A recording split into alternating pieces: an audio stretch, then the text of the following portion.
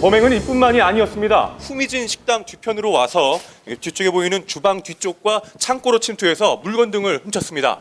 닭 2마리하고 고춧가루 한 10건 넘을 경우에 40만 원치 내지.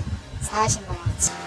10대 절도범의 신출 귀몰한 행각은 장장 5개월 동안 지속됐는데요.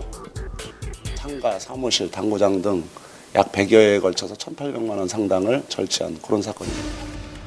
10대들의 범행이 날로 갈수록 대담해지는 이유, 바로 재범을 통해 범죄가 진화하기 때문인데요. 얼마 전 10대들에게 큰 봉변을 당했다는 피해자를 만나봤습니다. 젊은 사람이 서기가 이리 와요. 이 들어오더라고, 서가 있더라고. 주말 대낮에 문이 환히 열린 가게에서 강도를 당한 것인데요. 그럼 돈 내놔라 이게.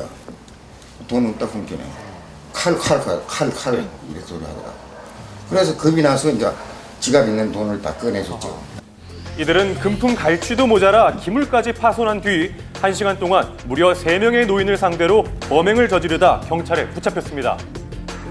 전과 9범 이상의 청소년들의 숫자가 2008년 953명에서 지난해 3,362명으로 무려 4배 가까이 늘어났습니다. 많이 늘었네요. 제일 큰 거는 실형이 선고가 거의 안 된다는 얘기죠. 교도소에 들어간다던가 어떤 벌금을 크게 낸다던가 하면 죄를 저지르면 무섭구나 이런 게 있는데요. 이거에 대한 통제 장치가 지금 국가에서는 거의 지금 상실한 이런 상황이라고 봐야 되는 거예요. 날로 높아져가는 10대 범죄 재범률, 이를 방지할 대책 마련이 시급한 상황입니다.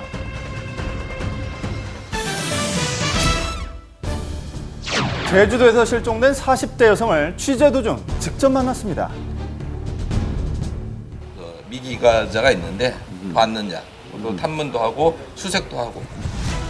사건을 공개 수배로 전환시킨 경찰은 많은 인력을 동원해 실종 여성을 찾기 위한 탐문 수사를 벌이고 있었는데요.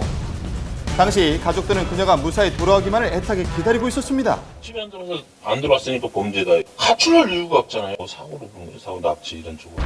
그런데 그때 갑자기 실종됐던 여성이 나타났습니다.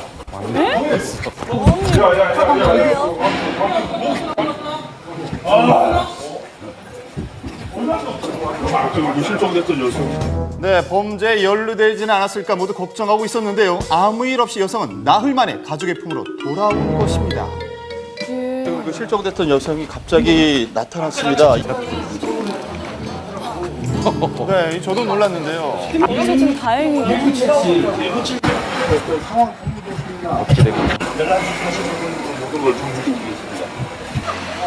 많은 이들이 걱정했지만 여성은 건강한 모습이었습니다.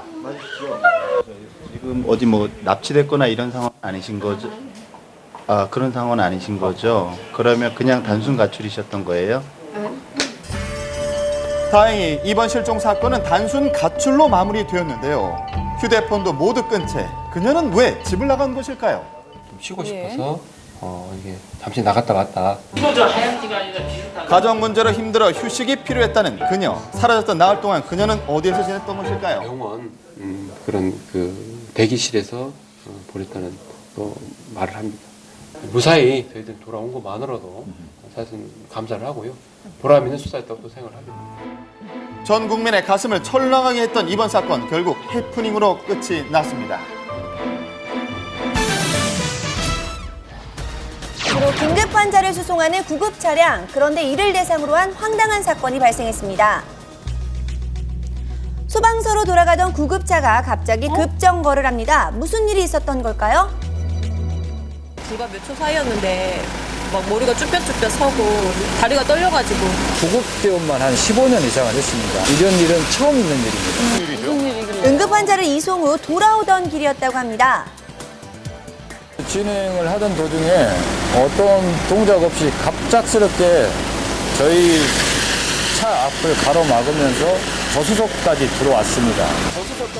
맞은편 차선에서 오던 외제차가 갑자기 중앙선을 침범해 구급 차량으로 돌진했다가 다시 방향을 틀었습니다. 고의로 구급 차량을 위협한 운전자 20대 대학생으로 밝혀졌는데요. 그런데 그 이유가 황당했습니다. 왜 그랬대요? 본인 판단으로는 상향도 높았다. 그래서 자기 운전에 상당히 방해가 됐다.